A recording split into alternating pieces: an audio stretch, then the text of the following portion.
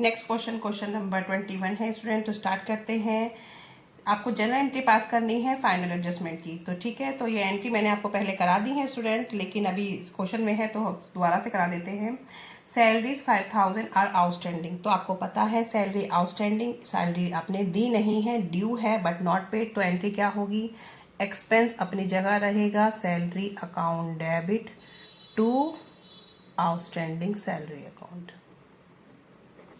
ठीक है, बिल्कुल सिंपल एंट्री है। मैंने इनके स्पेशल अलग से भी एंट्रियां करके एक वीडियो बना रखी है, आप उसे देख लें। ठीक है, 5000 salary due but not paid, मैंने नरेशन डाल दिया है। सेकंड है इंश्योरेंस प्रीमियम आपने पे कर दिया है एडवांस में। तो जब एडवांस में पे कर देंगे तो क्या होगी? असेट बढ़ जाएगी, prepaid insurance account debit to insurance. Insurance credit क्यों हो रहा है? क्योंकि खर्चे कम हो गए हैं आपके, आपने एडवांस पे कर दिए थे पहले 2000। Insurance premium paid in advance. Third है 4000 का रेंट आपको रिसीव्ड हुआ है एडवांस में। ठीक है, जो आपने अर्न नहीं किया था लेकिन आपको एडवांस में मिल गया। तो आपकी इसकी एंट्री किस तरीके से पास करेंगे स्टूडेंट? आपको जो रेंट है वो आपको एडवांस में मिला है,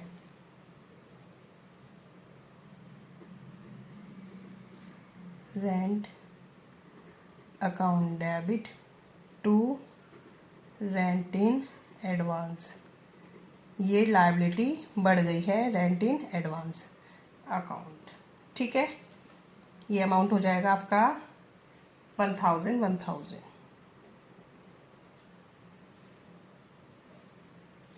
सॉरी स्टूडेंट 4000 है, 4000। ठीक है, रेंट आपको रिसीव हुआ है एडवांस में तो पैसा आया है, तो आप इसको इस तरीके से शो करना, rent account debit to rent in advance account. ठीक है, नेक्स्ट है फोर्थ एंट्री। फोर्थ है आपकी कि आपको क्या है? कमीशन अर्न हुआ है, अर्न तो कर लिया है बट नॉट रिसीव, अभी आपके हाथ में नहीं आया है। तो इसे क्या बोलेंगे?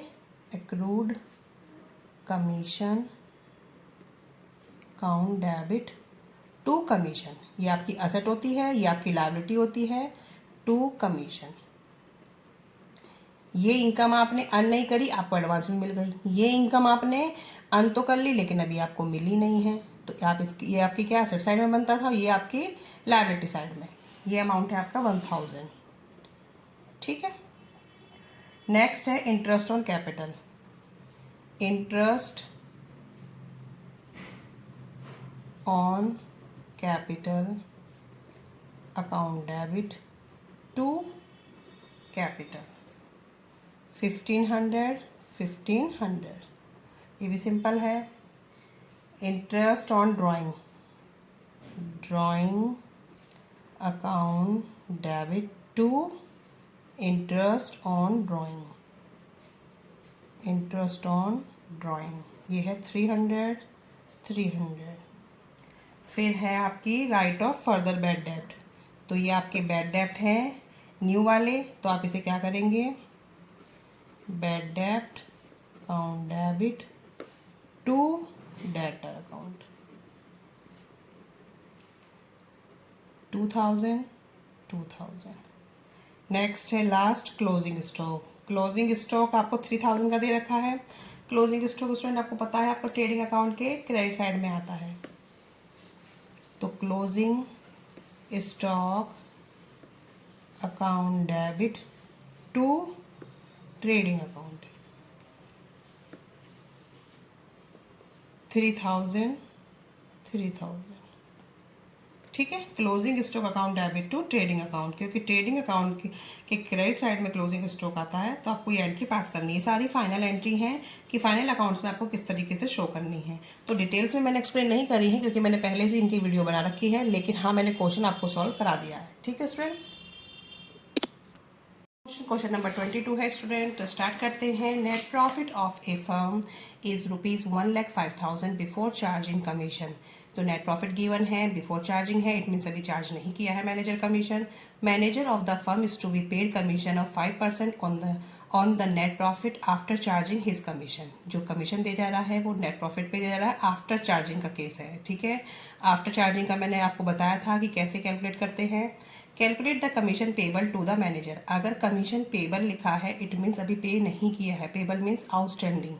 पास an adjustment entry also so its treatment in final account ending on 31 March 2025। तो आप इसे किस तरीके से ट्रीट करेंगे, ठीक है।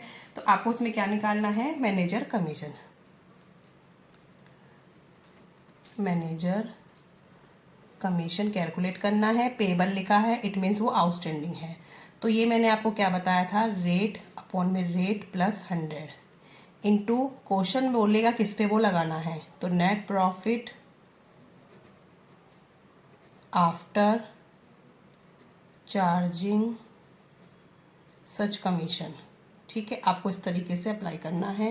रेट है हमारा क्वेश्चन में 5%, 5 अपॉन में 5 प्लस 100, तो ये हो जाएगा। और नेट प्रॉफिट हमारा गिवन है 1,05,000 का, ठीक है स्टूडेंट।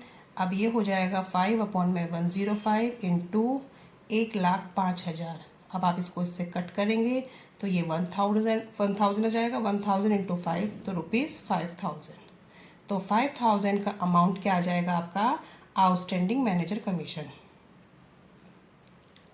आउटस्टैंडिंग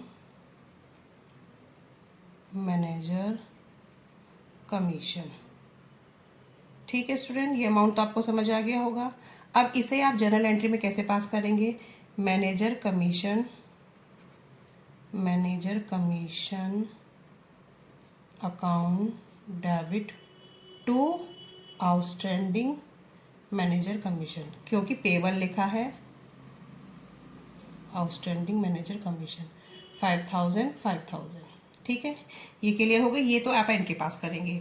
अब आप इसे प्रॉफिट एंड लॉस में कैसे दिखाएंगे, प्रॉफिट एंड लॉस अकाउंट में डेबिट साइड में, ठीक है।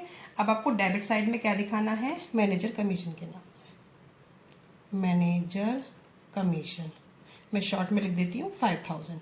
आपको पता होना चाहिए ये डेबिट साइड में प्रॉफिट एंड लॉस में आएंगे, और बैलेंस शीट में, ये बैलेंस शीट का शॉर्ट है, लायबिलिटी साइड में, ठीक है, लायबिलिटी साइड में आउटस्टैंडिंग मैनेजर कमीशन, मैनेजर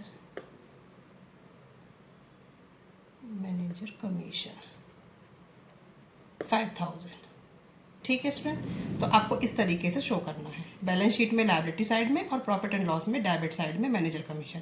ये मैंने एंट्री पास कर